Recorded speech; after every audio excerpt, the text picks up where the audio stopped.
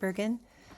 Welcome to Antioch College. I've got a few minutes today to talk to you about how I teach my soils class here at Antioch. Soils, a biological system.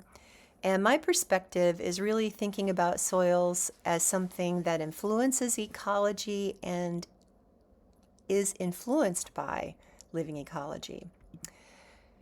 If you're looking for a really great book, a general reference, The Nature and Properties of Soils has been in print for 15 editions and is still the #1 used introductory soil survey textbook. Has a really heavy emphasis on agriculture and farming, some knowledge about human treatment of soils and civil engineering, but my perspective as an applied ecologist is I want students to understand that all terrestrial ecosystems have this foundation underneath them, and that influences so much of how they work, what we find growing and living there, and more. There are also some really practical things that you can learn about soils, and I talk to my students about these as well. There's a U.S. Department of Agriculture tool called the Web Soil Survey.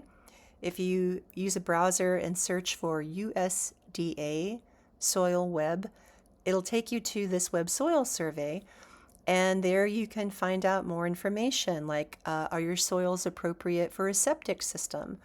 Or what is the infiltration rate of your soils? That might be useful if you want to build a rain garden, for example.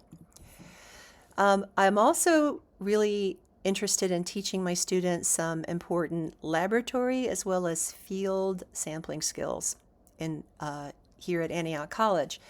So these are photos from previous years of teaching this course.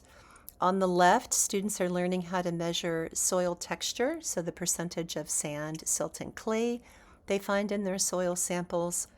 And on the right, students are measuring the amount of lead that is in residual soils around older building structures. And we used a borrowed instrument from the Springfield Health Department called an XRF to do those analyses. The #1 thing I like to emphasize is students getting their hands in the soil in different land use and different, I would say, land cover types. So things like forests or agricultural fields or pasture, the things that we see here and around Yellow Springs. So kind of the oldest type of system that we look at, when I say oldest, time since disturbance, is a mature maple and what's called the pine forest at the Glen Helen Nature Preserve. You'll see when students are out in the field, I require that they wear these reflective vests. Kind of helps us look coherent, like a field study group. And we really have a great time and had an awesome time out in the field this past term. So the folks at Whitehall Farm were kind enough to let us sample their soybean field, their hay field, and the sunflower field that is planted and managed by the Tecumseh Land Trust, which is also found at Whitehall Farm. We also do a lot of sampling for soils on our own college campus. We're celebrating our 175th anniversary this year. And when it was founded, the original building was Main Hall, and then the two flanking buildings are North and South Hall. So this photo is really old, and you can see when those structures were first built, there were no forests intact around at all. But walking around campus today, you can see some really large, wonderful, mature trees. So what happens to soil when you grow forests on what used to be an agricultural field? So we can look at some of those questions here on our campus.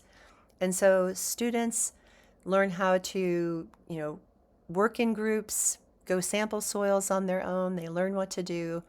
And in this case, we compared the mature forests of the Glen, those soils, with the forest restoration areas, which are young forests less than 15 years old that have grown back when mowing stopped.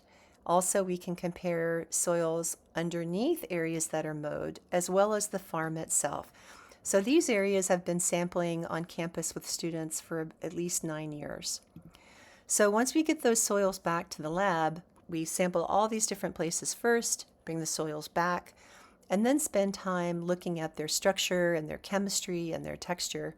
So one of the things we do is measure the color of the soil. We use a standardized tool called the Munsell soil chart.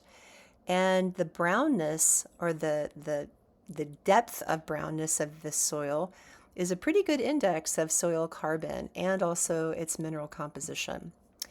We also talk about parent material. That's the mineral content that's contained in soil. And that's influenced by geology, mineral weathering, and time. So our soils, where we're at in Yellow Springs today, are heavily and absolutely influenced by the last glacial cycle. So today you're going to be thinking about managing your soils as a resource that can help us have a resilient climate by sequestering and holding on to carbon.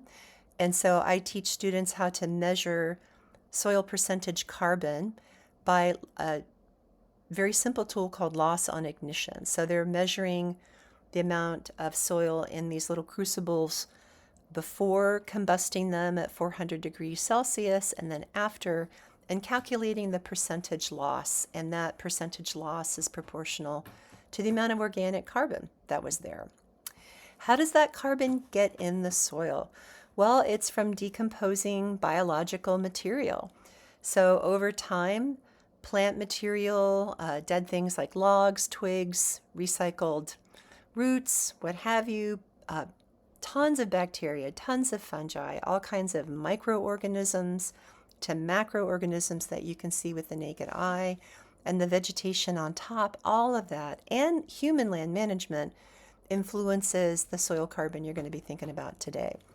So another thing that we do is we look at the biology of soils, and students learn how to use a dissection microscope, as my student Kaz is here.